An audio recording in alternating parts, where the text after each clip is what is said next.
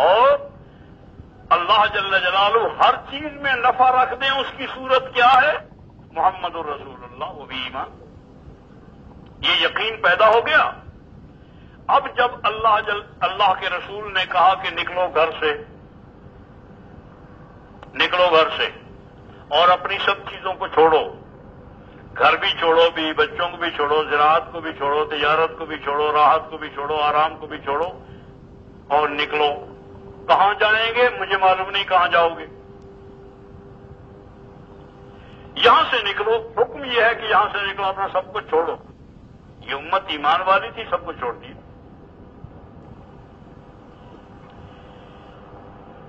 بیوی بچوں کو چھوڑیں گے، یہ فساد پیدا ہو جائے گا، نہیں فساد پیدا نہیں ہوگا، اللہ کے لیے چھوڑیں گے، اس کے اندر نفع ہی نفع ہوگا، فائدہ ہی فائدہ ہوگا۔ دکان کو چھوڑیں گے، فائدہ ہی ہوگا۔ مکے جیسے وطن کو چھوڑیں گے، فائدہ ہی ہوگا۔ جو میں نے عرض کیا ہے کہ ہر مخلوق سے فائدہ ہی پہنچے، ہر مخلوق سے ہر حال میں فائدہ پہنچے، اس کی بنیاد ہے محمد الرسول اللہ۔ جب حضور کی بات مان کر تم کوئی عمل کرو گے، اس سے فائدہ ہی فائدہ ہوگا، نقصان ہونے کا سوال نہیں پیدا ہوگا۔ گھر چھوڑ کے جا رہے ہیں، بھائی ان بچوں کو کیا ہوگا؟ کہنے لگے ان کا فائدہ ہی فائدہ ہوگا، اس لیے کہ ہم اللہ کے حکم مطابق چل رہے ہیں۔ اور فائدہ ان کا یہ ہوگا کہ اب تو انہیں میں پال رہا ہوں، جب میں اللہ کے حکم کی وجہ سے نکل کے جا رہا ہوں تو پھر انہیں اللہ پالے گا۔ تو کیا فائدے میں رہیں گے یا نقصان میں؟ جب ابو بکر صدیق رضی اللہ تعالیٰ عنہ حضور صلی اللہ علیہ وسلم کے ساتھ ہجرت کر کے جا رہے تھے، تو ہجرت کی رات جب حضور نے فرمایا کہ چلو چلو، تو انہوں نے عرض کی نا، حضور نے ارشاد یوں فرمایا کہ مجھے اللہ نے ہجرت کا حکم دے دیا ہے، ہجرت کرنے کا حکم دیا ہے۔ حضرت ابوبکر صدیق رضی اللہ تعالیٰ عنہ فوراً عرض کرتے ہیں یا رسول اللہ، اور میں آپ میرے ساتھ ہیں، آپ میرے ساتھ ہیں۔ خوش ہو گئے اور ارشاد فرمایا، عرض کیا حضور صلی اللہ علیہ وسلم کی خدمت میں کہ یا رسول اللہ، میں نے 2 اونٹنیاں پال رکھی ہیں اسی نیت سے کہ جب اللہ حکم دیں گے تو اللہ کرے گا کہ میرا نصیبہ بھی جا کے کہ میں بھی ساتھ ہوں گا، 1 اونٹنی میری، 1 اونٹنی آپ۔ 2 اونٹنیاں میں نے پہلے ہی پال رکھی، بہت شاندار۔ حضور صلی اللہ علیہ وسلم نے ارشاد فرمایا کہ ابو بکر، اللہ آپ کے مال میں برکت عطا فرمائے، میرا یہ جی چاہتا ہے کہ میں ہجرت کر رہا ہوں، ہجرت کروں اپنے مال کے ساتھ، کسی کے مال کے ساتھ نہیں۔ بڑا فرق پڑتا ہے اس سے، بڑا فرق پڑتا ہے اس سے، کسی کے مال سے ہجرت کرنا نہیں، اپنے مال سے ہجرت کرنا۔ تو میرا جی چاہتا ہے کہ میں اپنے مال سے ہجرت کروں۔ اس پر ابو بکر صدیق رضی اللہ تعالیٰ عنہ نے فوراً عرض کیا کہ یا رسول اللہ، بہت اچھا، آپ اپنے مال سے ہجرت کریں، وہ اونٹنی جو ہے بجائے میرا ہدیہ قبول کرنے کے آپ قرضہ لے لیں مجھ سے، آپ کی اپنی ہو جائے گی۔ حضور نے فرمایا بہت اچھی صورت ہے، قرضہ ہو گیا، میں انشاءاللہ ادا کر دوں، اپنے مال سے ہجرت ہو گئی۔ قرضہ لے لیا، دونوں اونٹنیاں بن گئی۔ اب جس وقت نکلنے لگے تو حضرت، جس بات پہ مجھے قصہ یاد آیا تھا، یہ حضرت ابو بکر صدیق رضی اللہ تعالیٰ عنہ گھر گئے اور اپنے گھر میں جتنا مال رکھا ہوا تھا سارا کا سارا ساتھ لے لیا۔ مال جتنا رکھا ہوا تھا یہ سارے کا سارا ساتھ لے لیا اور لے کر چلے گئے۔ یہ بات ابو بکر نے اعلان نہیں کیا کہ میں سارا مال لے کے جا رہا ہوں، اس لیے کہ وہ تو جو کرتے ہیں اللہ کے لیے کرتے ہیں، قرآن کی گواہیاں ہیں ان کے حق میں، اللہ کے لیے کرتے ہیں۔ اور جب آدمی اللہ کے لیے کیا کرتا ہے تو اس کو ظاہر نہیں کیا کرتا کسی مخلوق پر، اور نہ چاہتا ہے کہ یہ مخلوق پہ ظاہر ہو۔ وہ تو یوں ہوا کہ دوسرے دن صبح کو، یہ تو رات کو نکل گئے، صبح کو حضرت ابو بکر صدیق کے والد ابو قحافہ رضی اللہ تعالیٰ عنہ یہ تشریف لائے، بوڑھے تھے اور نابینا ہو گئے تھے، صدیق اکبر کے والد۔ یہ جب گھر میں داخل ہوئے، باہر سے آ کے دستک دی، گھر میں داخل ہوئے تو داخل ہوتے ہی حضرت اسماء کہتی ہیں، حضرت صدیق اکبر رضی اللہ تعالیٰ کی صاحبزادی، وہ یہ کہتی ہیں کہ میں آگے بڑی دادا جان سے سلام کرنے کے لیے، تو دادا جان نے میرے سر پہ ہاتھ رکھا، پیار کیا اور ساتھ یہ فرمایا کہ اسماء ایسا معلوم ہوتا ہے کہ صدیق تمہیں جان اور مال دونوں سے فتنے میں ڈال گیا، خود بھی گیا اور مال بھی لے گیا۔ حضرت اسماء کہتی ہیں یہ ماں تھوڑی سی عمر کی بچی ہیں، بالغ بھی نہیں ہے، نابالغ بچی، نابالغہ بچی کا یہ شعور ہے کہ کہتی ہیں کہ میں نے عائشہ بدایا نے نقل کیا ہے واقعہ کہ میں نے دادا جان کا ہاتھ پکڑ لیا اور یوں کیسے جیسے کوئی چیز یا راستے سے ہٹانے کے لیے ہوتا ہے حصہ، میں ذرا دادا جان کے آگے آگے چلی ہاتھ پکڑ کے، اور اپنے سر میرے ایک جگہ پر بہت خوبصورت قسم کے پتھر چن کے رکھے ہوئے تھے، میں نے ڈھیری لگائی ہوئی تھی، پتلے پتلے گول گول خوبصورت پتھر جو ہیں کھیلنے کے لیے بچیوں کا، وہ پتھر میں نے ایک جگہ پر اکٹھے کر رکھے تھے، ڈھیری لگی ہوئی تھی۔ اس ڈھیری پر میں نے اب دادا جان کو ساتھ لیے ڈھیری کی جب قریب گئی تو میں نے اپنا دوپٹہ اس پر پھینک دیا ڈھیری پر، اور دادا جان چونکہ نابینا تھے تو اپنے دوپٹے کے اوپر ہاتھ رکھوا کے میں نے کہا سب کچھ رکھا ہوا ہے، سب کچھ رکھا ہوا ہے۔ میرے دل میں تو یہی تھا کہ پتھر رکھے ہوئے ہیں اور پیسہ بھی پتھر ہی ہے، اس میں کیا رکھا ہے؟ تو میں نے کہا سب کچھ رکھا ہوا، اور واقعی دادا جان نے ذرا سا ہاتھ مارا تو میں نے کہا ہاں خیر مال سے فتنے میں یہ بال رکھا ہوا ہے، خود چلا گیا، مال تو ہے ہی۔ دادا جان کو اطمینان ہو گیا، ابھی مسلمان ہوئے نہیں تھے، مسلمان بعد میں ہوئے۔ عرض کر رہا تھا کہ یہاں سے آ کے ظاہر ہوئی بات کہ ابو بکر سارا مال لے کے گئے تھے اور اس طرح سے لے کے چلے گئے تھے کہ گھر خالی تھا۔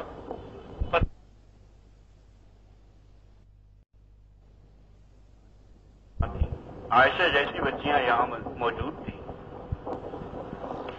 اہلیہ موجود ہیں، بچے موجود ہیں، ابا موجود ہیں، ان سب کو جب چھوڑ کے جا رہے تھے، اگر کسی نے اس وقت ابو بکر صدیق رضی اللہ تعالیٰ عنہ سے پوچھا ہوتا مسلمانوں میں سے کہ جناب آپ جا رہے ہیں اور سارا مال بھی لے جا رہے ہیں، ان بچوں کا کیا ہوگا؟ حقوق اللباس،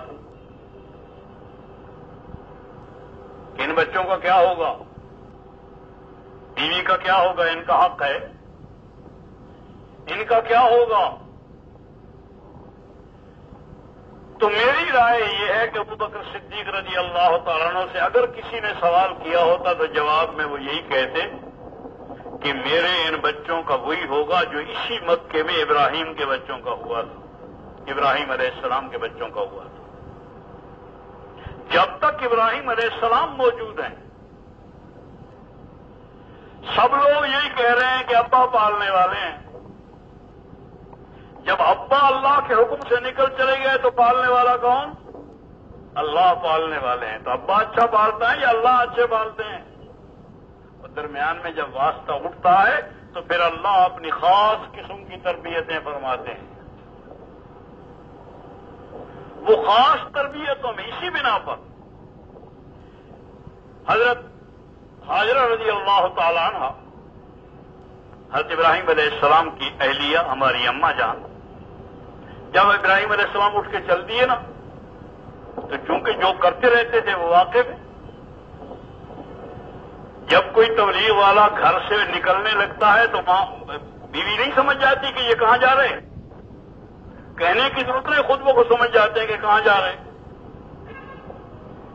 جا رہے 2.5 گھنٹے کے لیے جا رہے یا 8 گھنٹے کے لیے جا رہے یا گشت کے لیے جا رہے یا چلے کے لیے جا رہے یا 3 چلے کے لیے جا رہے سال کے لیے جا رہے یا 6 مہینے کے لیے جا رہے ملک کے اندر جا رہے یا ملک سے باہر جا رہے. تو حضرت ابراہیم علیہ السلام کو چلتا ہوا دیکھ کے حضرت سمجھ گئی کہ یہ تو جا رہے.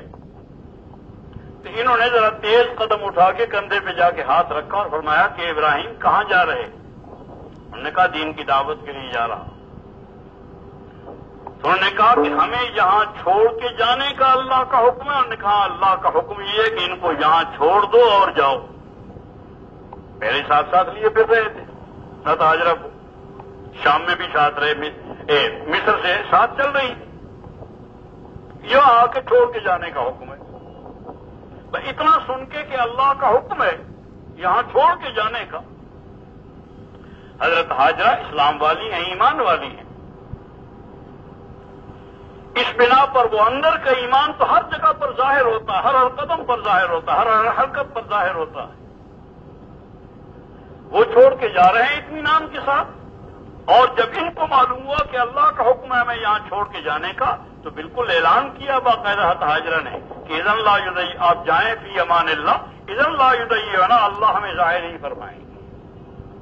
جب اللہ نے ہمیں چھوڑ کے جانے کا حکم دیا ہے تو اللہ ہماری حفاظت فرمائے گا ہر طرح سے، اندر کے اعتبار سے بھی، باہر کے اعتبار سے بھی، کھانے کے اعتبار سے، پینے کے اعتبار سے، ہر چیز کے اعتبار سے ہماری حفاظت ہوگی. عزب اللہ.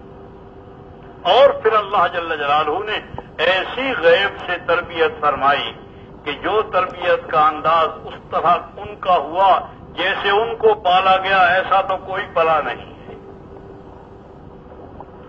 عرض کر رہا تھا کہ جس وقت میں سب سے پہلے یہ ایمان اندر داخل ہو گیا مکے والوں کے، اور پھر اللہ نے حکم دیا کہ نکلو. ہجرت حبشہ والے نکل کے حبشہ چلے گئے. پھر ہجرت کا حکم ملا، جو کبھی 10 گئے، کبھی 20 گئے، کبھی 8 گئے، کبھی 2 گئے، کبھی 8 6 گئے. اس طرح جاتے رہے یہاں تک کہ صدیق اکبر اور حضور صلی اللہ علیہ وسلم بھی چلے گئے.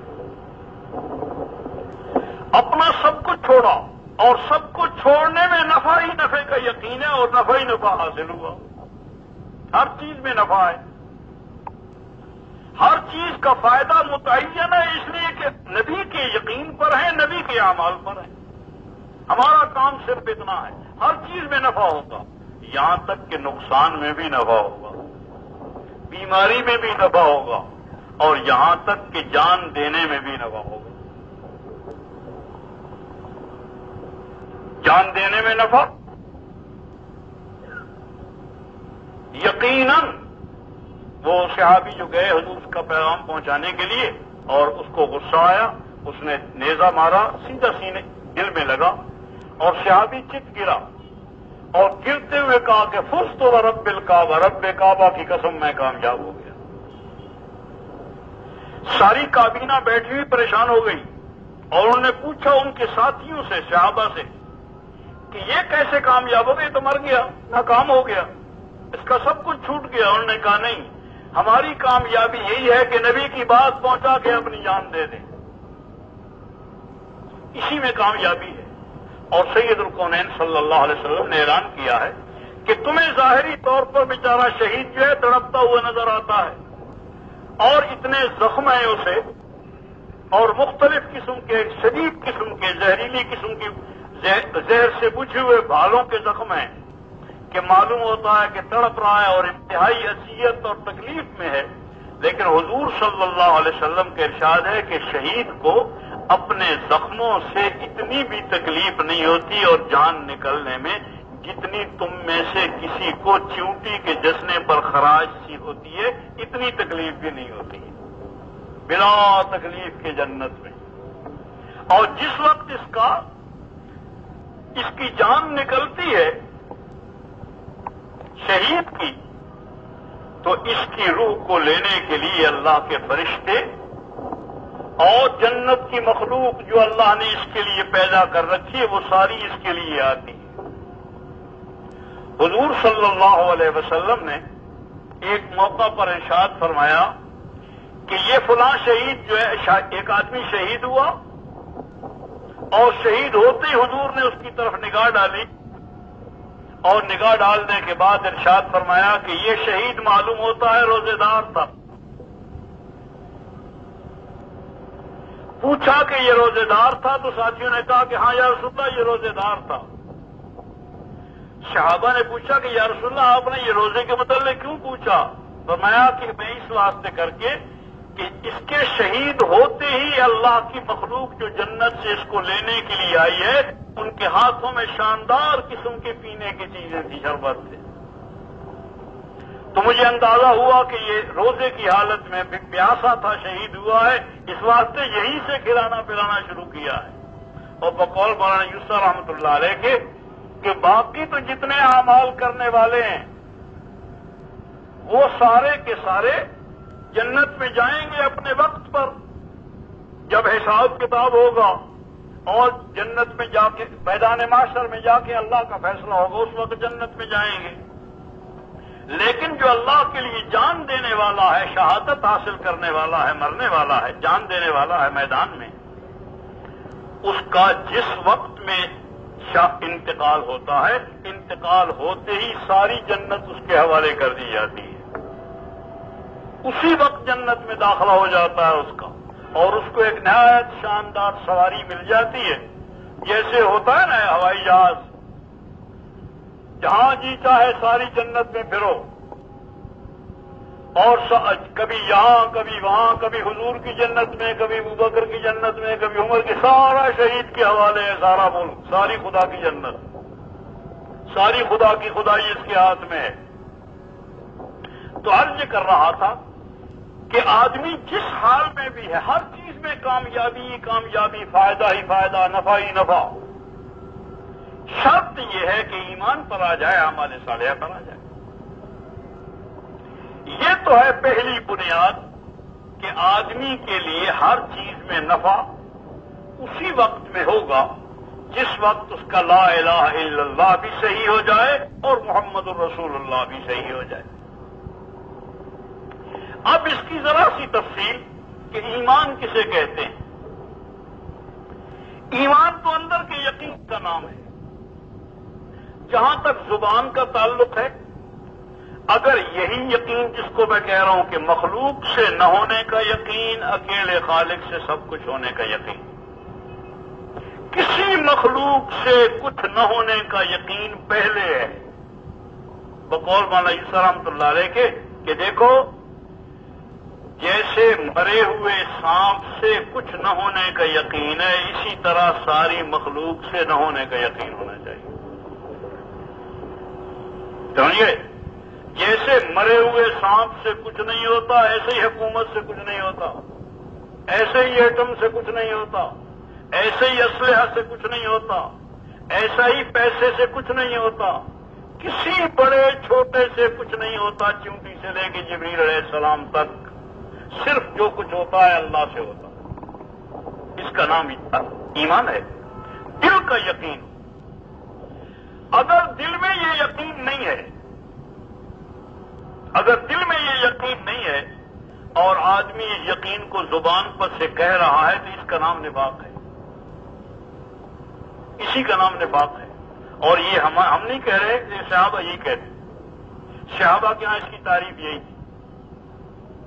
اگر دل میں یقین نہیں ہے اور زبان پر ہے اس کا نام نفاق ہے. اور اگر دل میں بھی نہیں ہے اور زبان پر بھی یقین نہیں ہے تو اس کا نام کفر ہے.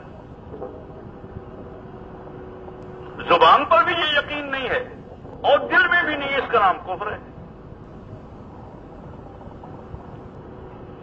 اس بنا پر کفر سے بھی نکلنا ہے اور نفاق سے بھی نکلنا ہے. دل میں یقین جب تک نہیں بیٹھتا ہے اتنے تک ایمان کامل نہیں ہوتا ہے. زبان سے کہنا اچھی بات ہے اور اللہ کا شکر ادا کرو کہ زبان پر ہے، اس لیے کہ جو یہاں تک پہنچ گیا ہے یہاں تک بھی پہنچ جائے گا، اس توقع پر ہے. یہ نہیں کہ ہو گیا کام. ارے بھائی نہیں، یہ زبان تک اگر روٹی پہنچ جائے تو پیٹ بھر جاتا ہے. بھائی اندر جائے گا تو جب ہی کام بنے گا. یہ زبان پر جو کلمہ ہے نا، ایسا ہی ہے جیسے زبان پر روٹی رکھی ہوئی ہو اب اگر اس کو چبائے گا اور اندر جائے گی تو پیٹ بھرے گا، اور اگر اندر نہیں جائے گا تو پیٹ نہیں بھرے گا۔ اسی طرح اگر زبان پر کلمہ ہے اور دل تک نہیں پہنچا ہے تو کام نہیں چلے گا۔ اس کو دل تک پہنچانا ہے۔ دل کے یقین کا نام ایمان ہے۔ اور اس کی مثال یوں سمجھو، ایمان کی بھی اور اعمال کی بھی، یہ زبان سے کہنے کی اور تقریریں کرنے کی اور سننے کی چیزیں نہیں ہیں، بلکہ اپنے اپنے ٹھکانے پر جب یہ آتی ہیں تو جب یہ فائدہ حاصل ہوتا ہے اس کا۔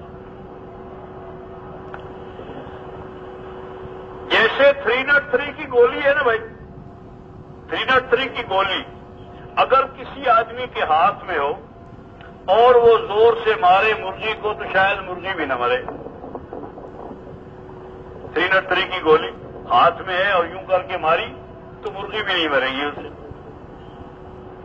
ہو سکتا ہے کہیں سرور پہ لگ جائے تو مر بھی جائے، لیکن عام طور پر مرغی بھی نہیں مرے گی۔ اور وہی 303 کی گولی جو ہے اگر اس کو بندوق میں رکھ کر، 303 کی بندوق جو ہوتی ہے اس میں رکھ کر اس گولی کو چلایا جائے تو شیر بھی مر جاتا، اس لیے کہ وہ گولی کی جگہ جو ہے وہاں سے چلی ہے، اپنی جگہ پر پہنچ گئی ہے۔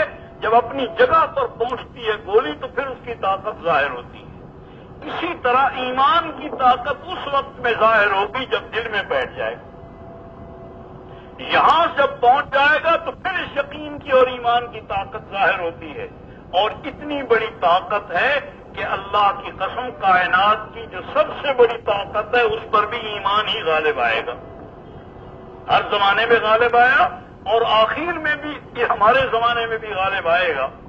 جو حضور صلی اللہ علیہ وسلم اطلاع دے کے گئے ہیں، یہ جو طاقتیں ہیں نا ظاہری، یہ کبھی روم کی صورت میں، کبھی فارس کی صورت میں، کبھی انگریز کی صورت میں، کبھی امریکہ کی صورت میں، کبھی روس کی صورت، یہ جتنی طاقتیں دنیا میں آ رہی ہیں اور کہتے ہیں کہ یہ پہلی سے بڑھ کر ہے اور یہ اس سے بڑھ کر ہے اور یہ اس سے بڑھ کر طاقت ہے، ان کا آخری درجہ جو ہے نا وہ دجال ہے۔ ان کا آخری درجہ ان طاقتوں کا دجال ہے، وہ سب سے بڑی طاقت ہے۔ اس لیے ایک حدیث پاک میں آتا ہے کہ دجال اتنی بڑی طاقت ہے کہ جس وقت میں جو کہے گا اسی وقت میں وہ ہو جائے گا، اسی وقت میں وہ ہونے لگے گا۔ مادی طاقتیں اور استدراج کی طاقتوں کا منتہا دجال ہے۔ حاکم کو محکوم بنا دینا، سرسبز علاقے کو ویران کر دینا، یہ فوری طور پر دجال کے دور میں ہوگا۔ کہے گا کہ دیکھو نہایت سرسبز و شاداب ملک ہے، اس ملک کے لوگوں میں ملک میں پہنچ گیا اور یہ کہا کہ دیکھو مجھ پر ایمان لے آؤ، میں خدا ہوں۔ اور وہ کہتے ہیں کہ ہم ایمان نہیں لاتے، تو کہتا ہے کہ دیکھو میں ابھی یہ ساری شادابی جتنی ہے قحط سے تبدیل ہو جائے گی، اور باقی قحط سے تبدیل ہو جائے گی، کچھ نہیں رہے گا، پریشان ہو جائیں گے لوگ، ایمان لے آئیں۔ مادی طاقتوں میں سب سے بڑی طاقت دجال۔ اس دجال پہ غالب کون آئے گا؟ ایمانی غالب آئے گا۔ یہ پہنچے گا، حدیث پاک میں آتا ہے کہ دجال جو ہے یہ سب سے بڑا فتنہ ہے، دنیا کا کوئی فتنہ اتنا بڑا نہیں جو سب سے بڑا فتنہ دجال ہے، حضور کا ارشاد ہے۔ اور یہ دجال مدینہ میں اور مکہ یہ دو شہر ہیں جن میں داخل نہیں ہوگا، باقی ہر جگہ پر پہنچے گا، ان شہروں میں داخل نہیں ہو سکے گا۔ اللہ ان دو شہروں کو اس عظیم فتنے سے محفوظ فرمائے گا۔ یہ ایسے مبارک اور پاکیزہ شہر ہیں یہ دونوں۔ لیکن اتنی بات ہے کہ جو لوگ اسی دجالی یقین والے ہوں گے وہ مدینے سے اور مکے سے نکل کر اس کے پاس پہنچ جائیں گے۔ بھائی یہ الگ صورت ہے۔ جو مادی یقین، مال پر یقین رکھنے والے اور مادی چیزوں پر یقین اللہ کی ذات پر یقین رکھنے والے وہ نکل کر باہر پہنچ جائیں گے۔ اسی دوران میں ایک ایمان والے کو دجال پکڑ لے گا اور اس سے کہے گا کہ دیکھو مجھ پر ایمان لے آؤ ورنہ میں تمہیں ختم کر دوں گا، قتل کر دوں گا. تو وہ کہے گا کہ قتل کر دو، مجھے یہ یقین ہے تو شکل سے نظر آ رہا ہے کہ تو دجال ہے، جو علامتیں حضور نے بتائی ہیں وہ تیرے اندر موجود ہیں، تو دجال ہے، مجھے اپنے نبی کی بات پر یقین ایمان ہے، تو دجال ہے، میں تجھ پر ایمان نہیں لا سکتا. تو دجال کو غصہ آئے گا اور اس غصے میں اس کے 2 ٹکڑے کر کے ختم کر دے گا اسے. مر جانے کے بعد دجال اپنے لوگوں کو اور وہاں کے لوگوں کو اس کے درمیان میں 2 ٹکڑوں کے چل کے دکھلائے گا فخر کے ساتھ کہ دیکھو میں نے قتل کر دیا ہے. یہ بہت کہتا تھا کہ میں ایمان والا ہوں، میں ایمان والا ہوں، اپنے نبی کی بات پر ایمان رکھتا ہوں. اور اس کے بعد یہ دجال اس آدمی سے کہے گا کہ زندہ ہو جا، اور اس کے کہنے پر پھر زندہ ہو جائے گا. جب یہ آدمی زندہ ہو جائے گا تو اس کو یہ کہے گا کہ دیکھ یہ تیرے آدمی سارے گواہ ہیں تیرے ملنے والے کہ میں نے تجھے قتل کیا اور دوبارہ زندہ کیا، اب تو مجھ پر ایمان لیا. کہنے لگے اب تو بالکل یقین ہو گیا مجھے کہ میرے نبی کی بات آتا ہے، اب تو آنکھوں دیکھی بات ہو گئی. حضور نے یہی کہا ہے کہ یہ قتل کرے گا اور پھر زندہ ہو جائے گا وہ ایمان والا. اب تو میرا دل جو ہے وہ اپنے یقین کے اعتبار سے اپنے بالکل آخری درجوں پر پہنچ گیا ہے. اور اس یقین کے بعد، اس ایمانی قوت کے مظاہرے کے بعد اس دجال کی ساری طاقتیں اللہ سلب فرما لے گا. کوئی طاقت اس کے اندر باقی نہیں رہے گی، اور پھر وہ کسی کے اسی امت کے لوگوں میں کے افراد میں سے کسی کی سانس کے ساتھ ہی قتل ہو جائے گا اور عیسیٰ علیہ السلام کے ہاتھوں سے، اور ختم ہو جائے گی دجالی طاقت. وہ اس فتنے کو ختم کرنے کا سامان کیا بنا؟ ایمان. ایمانی طاقت اتنی عظیم ہے کہ وہ دجال کو بھی ختم کرنے کا سامان ہے. یہ باقی طاقتیں تو معمولی قسم کی کوئی لمبی طاقتیں نہیں ہیں. ہر طاقت پر غالب آنے والی طاقت ایمان ہے. لیکن شرط یہ ہے کہ وہ یہاں اپنی جگہ پر آئے. اس سے پہلے ایمان نہیں ہوتا ہے. اسی کے ساتھ ذرا سا سمجھانے کے لیے اور بات عرض کر دوں کہ دیکھو ہر چیز کی حقیقت ہوتی ہے اور اس کی ظاہری صورت ہوتی ہے. صورت کبھی حقیقت پہ غالب نہیں آیا کرتی دوستو. ایمان کی رہ گئی ہے صورت، صاف لفظوں میں عرض کروں، ایمان کی صورت باقی رہ گئی اور نام اور رسم باقی رہ گئی. اور یہ مادہ جتنا بھی ہے، مال و دولت وغیرہ، یہ ساری حقیقت ہے، واقعہ ہے، موجود ہے سامنے. اس بنا پر یہ حقیقت جو ہے چاہے چھوٹی سی ہے، بے قوت ہے، لیکن یہ ایمان پہ غالب آئی ہوئی آج کل. حقیقت چاہے چھوٹی سی بھی ہو، وہ بڑی سی بڑی صورت پہ غالب آیا کرتی ہے، غالب آ جاتی ہے. دنیا کا دستور یہی ہے. بدقسمتی سے نہیں ہونا چاہیے مسلمانوں کے گھروں میں اور شریفہ انسانوں کے گھروں میں، لیکن ہے گھروں کے اندر اتنے بڑے بڑے ہاتھی، اتنے بڑے بڑے شیر، اتنے بڑے بڑے کتے. یہ مسلمانوں کے گھروں کی زینت کے سامان ہے آج کل. جسے حضور نے سب سے زیادہ ناپسند کیا ہے، اسی بدترین عمل کو غیروں اور نبی اور قرآن کے دشمنوں کی اطاعت میں وہ اختیار کیا ہوا. آخری درجے کی حماقت. گھر میں اتنا بڑا شیر رکھا ہوا، کوئی پلاسٹک کے بن کے آ رہے ہیں. اتنا بڑا شیر رکھا ہوا، ایک نہیں 10 رکھے ہوئے ہیں. اگر رات کو کسی چوہے کو خیال آ جائے، چوہے کو نہیں، چوہیا چھوٹی تھی، اس کو کہیں خیال شریف میں اس کے آ جائے، اس شرارت چوہے کی فطرت ہے. اگر اس کو رات کو شرارت ہوئی، انشاءاللہ 10 کے 10 شیر غائب ہوں گے راتوں رات میں. سب کے کان کترے ہوئے ہوں گے صبح کو. ہے چوہیا، بالکل بے طاقت، لیکن حقیقت ہے. حقیقت شیر کی صورت پر بھی غالب آئے گی. یہ دنیا اس وقت حقیقت ہے اور ایمان اس وقت میں حقیقت نہیں بن رہا، نہ ہم اسے حقیقت بنانے کے لیے زور لگا رہے ہیں، نہ اسے سیکھنے کے لیے تیار ہیں، نہ اپنے اندر پیدا کرنے کی فکر کر رہے ہیں۔ اگر ایمان کی حقیقت وجود میں آ جائے تو اللہ کی قسم کوئی بھی اس کے مقابلے پر نہیں کہہ سکتا ہے۔